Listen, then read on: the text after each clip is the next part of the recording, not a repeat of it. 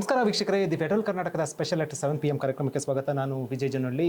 ಮತದಾರರ ವಿಶೇಷ ಸಮಗ್ರ ಪರಿಷ್ಕರಣೆ SIR ಸ್ಪೆಷಲ್ ಇಂಟೆನ್ಸಿವ್ ರಿವಿಷನ್ನು ಶುರುವಾಗಿರುವಂಥದ್ದು. ನಾಳೆಯಿಂದ ಪ್ರತಿ ಮನೆಗೆ ಭೇಟಿಯನ್ನು ಕೊಡ್ತಾರಂಥದ್ದು. ಈ ಸಂಬಂಧಪಟ್ಟಂತೆ ಮಾತಾಡೋಕ್ಕೆ ಮುಖ್ಯ ಚುನಾವಣಾಧಿಕಾರಿ ವಿ ಅನ್ಬುಕುಮಾರ್ ಅವರು ನಮ್ಮ ಜೊತೆ ಇದ್ದಾರೆ. ಸರ್, ಕಾರ್ಯಕ್ರಮಕ್ಕೆ ಸ್ವಾಗತ. ಬಹಳ ಮಹತ್ವ ಪಡ್ಕೊಂಡಿರುವಂಥ SIR ಶುರುವಾಗಿರುವಂಥದ್ದು. ನಾಳೆಯಿಂದ ಮನೆ ಭೇಟಿ. ಚುನಾವಣಾ ಆಯೋಗದಿಂದ ಯಾವ ರೀತಿ ಪ್ರಿಪ್ರೇಷನ್ಸ್ ಇದೆ? ಈಗ 30ನೇ ತಾರೀಕು ಜೂನಿಂದ 29 ಜುಲೈವರೆಗೂ ಪ್ರತಿಯೊಂದು ಮತದಾರರ ಮನೆಗೆ ನಮ್ಮ BLOಗಳು ಎನ್ಯುಮರೇಷನ್ ಫಾರ್ಮನ್ನು ತಂದು ವಿತರಣೆ ಮಾಡ್ತಾರೆ. ನಮ್ಮಲ್ಲಿ 16/6/2026ರಂತೆ 5,54,00,000 ಸುಮಾರು 34,000 ಮತದಾರರು ಇದ್ದಾರೆ.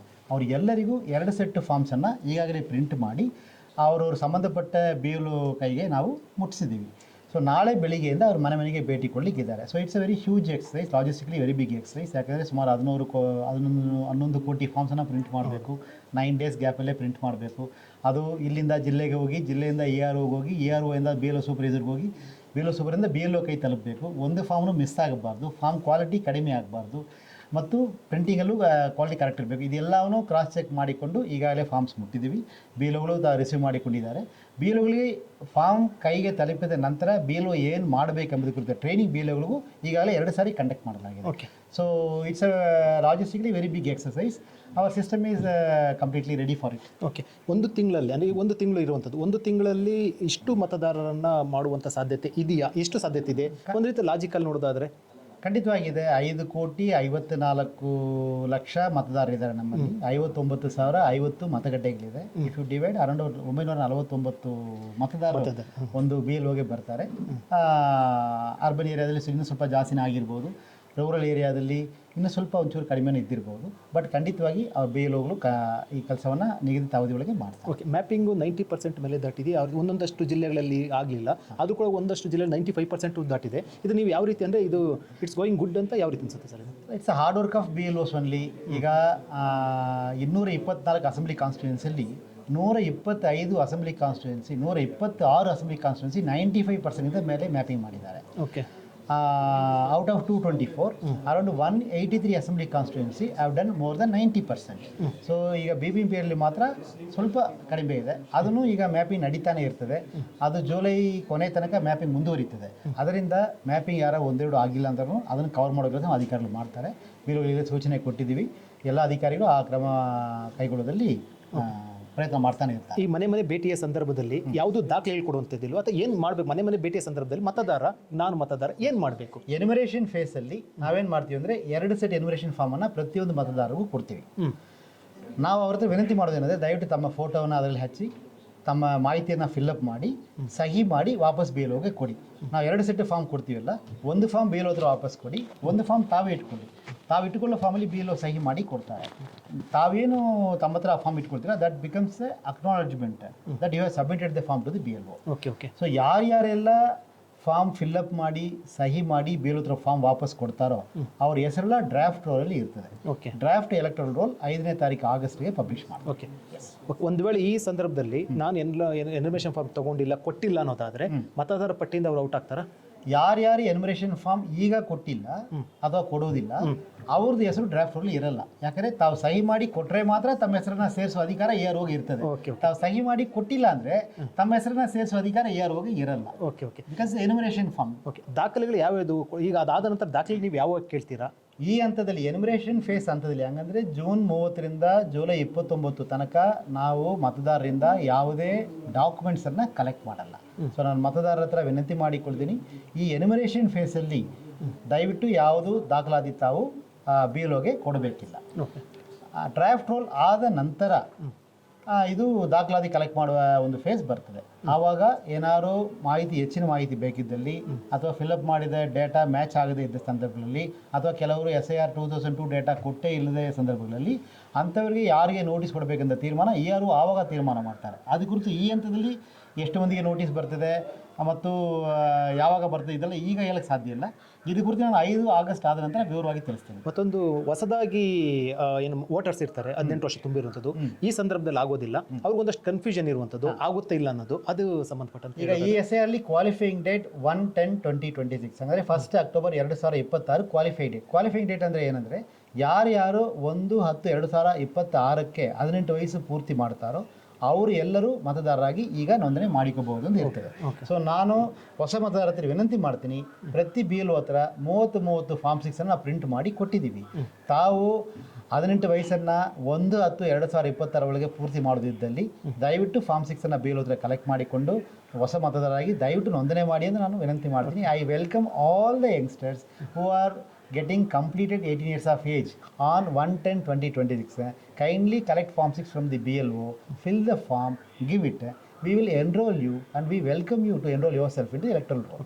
ಒಂದು ಇತ್ತೀಚೆಗೆ ಒಂದು ಇಶ್ಯೂ ಆಗ್ತಾ ಇರುವಂಥದ್ದು SIR ಬಂದ ನಂತರ ಈ ಪಾಸ್ಪೋರ್ಟ್ ಪೌರತ್ವ ಸಂಬಂಧಪಟ್ಟಂತೆ ಆಯ್ತಲ್ಲ, ಅದು ಒಂದು ದಾಖಲೆ ಅಂತ. ಸೊ ಅದು ಸಂಬಂಧಪಟ್ಟಂತೆ ಕೇವಲ ಅದೇ ಒಂದು ದಾಖಲೆ ಬೇಕಾಗುತ್ತಾ ಅಥವಾ ಅದಿಲ್ಲಾಂದ್ರೂ ಕೂಡ ನಡೆಯುತ್ತಾ? ಏನು ಈ ವಿಚಾರ ಸಂಬಂಧಪಟ್ಟ ಏನು ಒಂದು ನಿನ್ನೆ ಕೊಟ್ಟಿದ್ದ ಆ್ಯಡ್ ಅಲ್ಲಿ ಇರ್ತದೆ ಮತ್ತು ಪ್ರತಿಯೊಂದು ಎನ್ಯುಮರೇಷನ್ ಫಾರ್ಮ್ ಬ್ಯಾಕ್ ಸೈಡ್ ಅಲ್ಲೂ ಇರ್ತದೆ. Election commission of India 12 document ಅನ್ನು ಘೋಷಣೆ ಮಾಡಿದ್ದಾರೆ. 12ನೇ document Aadhaar which will be used for identity purpose. And ಬಾಕಿ ಎಲ್ಲ ಡಾಕ್ಯುಮೆಂಟ್ಸ್ ಯಾವುದಿದೆ, ನಾವು ಏನು document election commission of India ಸೂಚನೆ ಮಾಡಿದೆಯೋ ಆ ಡಾಕ್ಯುಮೆಂಟ್ ಕೊಟ್ಟಿದ್ದಲ್ಲಿ ನಮಗೆ ಸಾಕಾಗ್ತದೆ. ಬಟ್ ಇದು ಕುರಿತು ವಿವರವಾಗಿ ನಾನು 5 ಆಗಸ್ಟ್ ಆದಮೇಲೆ ತಿಳಿಸ್ತೇನೆ. ಈ ಎನಿಮಿನೇಷನ್ ಫಾರ್ಮ್ ತಗೊಂಡ ನಂತರ ಸ್ಮಾಲ್ ಮಿಸ್ಟೇಕ್ ಆಗಿರಬಹುದು ಅಂತ ಅನ್ಸುತ್ತೆ. ಈಗ ನಾನು ಫಿಲ್ ಮಾಡಿದ ಸಂದರ್ಭದಲ್ಲಿ ಇನಿಷಿಯಲ್ ಮಿಸ್ಟೇಕ್ ಆಗಿರ್ಬೋದು ಅಥವಾ ಏನೋ ಉದ್ಯೋಗ ಮಿಸ್ಟೇಕ್ ಆಗಿರ್ಬೋದು ಅಂಥವು ಮಾಡಿ ಕೊಟ್ಟಿದ ನಂತರ ಆಗ ಮಿಸ್ಟೇಕ್ ಆಗಿದ್ದು ಗೊತ್ತಾದ ಮೇಲೆ ಅದು ಚೇಂಜ್ ಮಾಡ್ಬೋದು. ಅಂದರೆ ಇಟ್ ಕ್ಯಾನ್ ಬಿ ಚೇಂಜ್ ಅಂತ ಮಾಡಿ ಕರೆಕ್ಷನ್ಸ್ ಯಾವಾಗಲೂ ಬೇಕಾದ್ರೆ ತನ್ನ ಹೆಸರಲ್ಲಿ ತಪ್ಪಿದ್ರೆ ಅಥವಾ ಅಡ್ರೆಸ್ಸಲ್ಲಿ ತಪ್ಪಿದ್ರೆ ಅಥವಾ ಬದಲಿ ಮಾಡಬೇಕಾಗಿದ್ರೆ ಯಾವುದಿದ್ರೂ ಫಾರ್ಮ್ 8 ಕೊಟ್ಟು ಆ ಜನ ಕಂಟಿನ್ಯೂಸ್ ಅಪ್ಡೇಷನ್ ಟೈಮಲ್ಲಿ ಮಾಡಿಕೋಬಹುದು. ಕ್ಲೇಮ್ಸ್ ಆ್ಯಂಡ್ ಅಬ್ಜೆಕ್ಷನ್ಸ್ ಪೀರಿಯಡಲ್ಲಿ ಡ್ರಾಫ್ಟ್ ರೋಲ್ ಪಬ್ಲಿಷ್ ಆದ ನಂತರ ಜನ ಕರೆಕ್ಷನ್ ಬೇಕಾಗಿದ್ದಲ್ಲಿ ಕೊಡ್ಬೋದು. ಓಕೆ ಅದು ಆವಾಗ ಮತ್ತೊಮ್ಮೆ ಕ್ಲಾರಿಫೈ ಮಾಡ್ತೀವಿ. ಓಕೆ, ಅಂದರೆ ಒಂದು ಅನುಮಾನ, ಒಂದು ಸಮುದಾಯವನ್ನು ಟಾರ್ಗೆಟ್ ಮಾಡ್ತೀವಿ, ಇವೆಲ್ಲವೂ ಕೂಡ ರಾಜಕೀಯ ಆರೋಪ ಎಲ್ಲ ಇರುವಂಥದ್ದು. ಇದಕ್ಕೆ ಸ್ಪಷ್ಟ ಉತ್ತರ ಕೊಡಬೇಕಾಗಿರುವಂಥದ್ದು ತಾವೇ ಕೂಡ. ಸೊ ಅರ್ಹ ಮತದಾರರು ಯಾವುದೇ ಕಾರಣಕ್ಕೂ ಡಿಲೀಟ್ ಆಗಲ್ಲ ಅನ್ನೋದು ನೀವು ಕೂಡ ಹೇಳ್ತಾ ಇರುವಂಥದ್ದು. ಈ ಸಂಬಂಧಪಟ್ಟಂತೆ ಆರೋಪ ಪ್ರತ್ಯಾರೋಪಗಳು ಮತ್ತು ಒಂದಷ್ಟು ಅನುಮಾನಗಳಿಗೆ ನೀವು ಚುನಾವಣಾ ಆಯೋಗದಿಂದ ಏನು ಉತ್ತರ ಕೊಡ್ತೀರಾ? ಇದು ಸಂಪೂರ್ಣವಾಗಿ ಕಾನೂನು ಪ್ರಕಾರ ನಡೆಯುವ ಪ್ರಕ್ರಿಯೆ ಆಗಿರ್ತದೆ. ಇದರ ಉದ್ದೇಶನೇ every eligible voter should be enrolled in the electoral roll. So if you are a eligible voter you will definitely be enrolled. ಅದಕ್ಕೆ ನಾನು ರಿಕ್ವೆಸ್ಟ್ ಮಾಡ್ತೀನಿ, 2026 16 ಜೂನ್ ಪ್ರಕಾರ ಎಲೆಕ್ಟೋರಲ್ಲಿ ತಮ್ಮ ಹೆಸರಿದ್ದರೆ ತಮ್ಮ ಮನೆಗೆ ಎನ್ಯುಮರೇಷನ್ ಫಾರ್ಮ್ ಬರ್ತದೆ. ದಯವಿಟ್ಟು ಎನ್ಯುಮರೇಷನ್ ಫಾರ್ಮನ್ನು ತಮ್ಮ ಫೋಟೋ ಹಚ್ಚಿ ಫಿಲ್ಅಪ್ ಮಾಡಿ ಸಹಿ ಮಾಡಿ ವಾಪಸ್ ಕೊಡಿ. ಒಂದು ಖಂಡಿತವಾಗಿ ಯಾರ್ಯಾರು ಎನ್ಯುಮರೇಷನ್ ಫಾರ್ಮ್ ವಾಪಸ್ ಕೊಡ್ತಾರೆ ಅವ್ರ ಹೆಸರು ಡ್ರಾಫ್ಟ್ ರೋಲಲ್ಲಿ ಇರ್ತದೆ. ಡ್ರಾಫ್ಟ್ ರೋಲ್ ಆದ ನಂತರ ಅಕಸ್ಮಾತ್ ತಮ್ಮ ಏನಾದ್ರು ಎಕ್ಸ್ಟ್ರಾ ಡಾಕ್ಯುಮೆಂಟ್ ಬೇಕು ವೆರಿಫಿಕೇಶನ್ ಮಾಡಬೇಕಾದ್ರೆ ಆವಾಗ ಯಾರೋ ನೋಟಿಸ್ ಕೊಡ್ತಾರೆ, ಅದು ಬೇರೆ, ಅದು ಕಂಟಿನ್ಯೂ ಆಗುತ್ತದೆ. ಬಟ್ ಡ್ರಾಫ್ಟ್ ರೋಲ್ ಹೆಸರು ಯಾರ್ಯಾರು ಎನ್ಯುಮರೇಷನ್ ಫಾರ್ಮ್ ಕೊಡ್ತಾರೋ ಅವ್ರ ಹೆಸರು ಪೂರ ಡ್ರಾಫ್ಟ್ ಇದ್ದೇ ಇರ್ತದೆ. ಒಂದು ಕುಟುಂಬದ 4-5-6 ಜನ ಇರ್ತಾರೆ, ಕೆಲವು ಹೊರಗಡೆ ಹೋಗಿರ್ತಾರೆ. ಕುಟುಂಬದ ಪರವಾಗಿ ಒಬ್ಬರೇ ಅಥರೈಸ್ ಮಾಡಿ ಫಿಲ್ ಮಾಡಿ ಕೊಡ್ಬೋದಾ? ಎನ್ಯುಮರೇಷನ್ ಫಾರ್ಮ್ ಅಲ್ಲಿ ಒಂದು ಸ್ಪಷ್ಟ ಸೂಚನೆ ಕೊಟ್ಟಿದ್ದಾರೆ. ಯಾರಾದರೂ ಮತದಾರರೇ ಸೈನ್ ಮಾಡಬೇಕು ನಾವು ಕೋರ್ತೀವಿ. ಮತದಾರರು ಸೈನ್ ಮಾಡೋಕೆ ಆಗದೇ ಇರೋ ಸಂದರ್ಭಗಳಲ್ಲಿ any adult member of the family also can sign the form. Okay okay. So ಅದು ಒಂದು, ಈಗ ಉದಾಹರಣೆ ಯಾರು ಒಂದು ವ್ಯಾಪಾರ ಸಂಬಂಧವಾಗಿನೋ ಅಥವಾ ಒಂದು ಬೇರೆ ಕಡೆ ಕೆಲಸ ಮಾಡ್ತಿರ್ತಾರೆ, ಅವ್ರು ಬಂದು ಫಾರ್ಮ್ ಸೈನ್ ಮಾಡೋಕ್ಕಾಗಿಲ್ಲ ಅಂದರೆ ಅವರ ಪರವಾಗಿ ಅವರ ಕುಟುಂಬದ ಅಡಲ್ಟ್ ಸದಸ್ಯರು ಸೈನ್ ಮಾಡಬಹುದು. ಸೊ ಗಂಡ ಪರವಾಗಿ ಮನೆಯವರು ಸೈನ್ ಮಾಡಬಹುದು, ಮಕ್ಕಳ ಪರವಾಗಿ ತಾಯಿ ತಂದೆ ಮಾಡ್ಬೋದು, ತಾಯಿ ತಂದೆ ಮಕ್ಕಳು ಮಾಡ್ಬೋದು, ಅಕ್ಕ ಪರವಾಗಿ ಅಣ್ಣ, ತಮ್ಮ ಪರವಾಗಿ ಅಕ್ಕ, ಯಾರು ಬೇಕಾದ್ರೂ ಮಾಡ್ಬೋದು. ಅಂತಿಮವಾಗಿ ರಾಜ್ಯ ಚುನಾವಣಾ ಆಯೋಗ ಅವರು ಕೂಡ SIR ಸಂಬಂಧಪಟ್ಟಂತೆ ಮಾಡ್ತಾ ಇರುವಂಥದ್ದು. ಸೊ ಕ್ಲಾಶ್ ಆಗುತ್ತಾ ಅಥವಾ ಈ ಸಂಬಂಧಪಟ್ಟಂತೆ ತಮಗೇನಾದರೂ ಕೂಡ ಒಂದಷ್ಟು ಅನುಮಾನ ಇದೆ ಈ ವಿಚಾರ? ನಾನು ಯಾವುದೇ ಅಭಿಪ್ರಾಯ ಹೇಳಲಿಕ್ಕೆ ಸಾಧ್ಯ ಇಲ್ಲ. Thank you very much. Okay sir, ಅಂತಿಮವಾಗಿ ಮತದಾರರ ಪಟ್ಟಿಯಲ್ಲಿ ಯಾರೂ ಕೂಡ ಅರ್ಹ ಇರುವಂಥ ಮತದಾರರು ಯಾರು ಕೂಡ ಡಿಲೀಟ್ ಆಗೋದಿಲ್ಲ, ಅನರ್ಹರು ಮಾತ್ರ ಡಿಲೀಟ್ ಆಗ್ತಾರೆ ಅನ್ನುವಂಥ ಭರವಸೆಯನ್ನು ಕೊಡ್ತೀರಾ?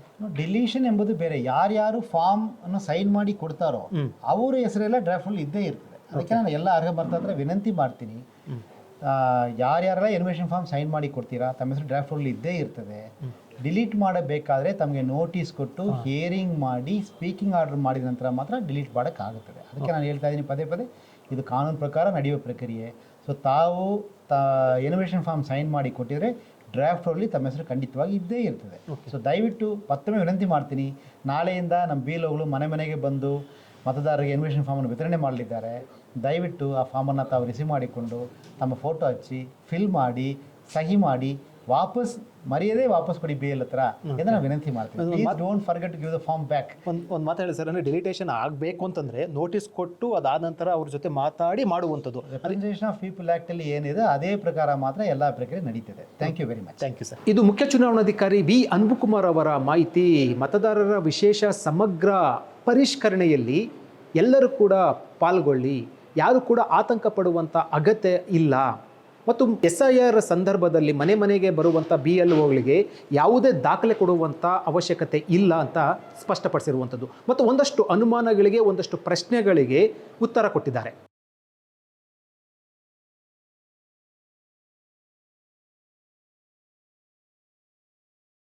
ಹೆಚ್ಚಿನ ಸುದ್ದಿ ಅಪ್ಡೇಟ್ಗೆ ಈಗಲೇ the federal Karnataka YouTube page ಅನ್ನು ಸಬ್ಸ್ಕ್ರೈಬ್ ಮಾಡಿ.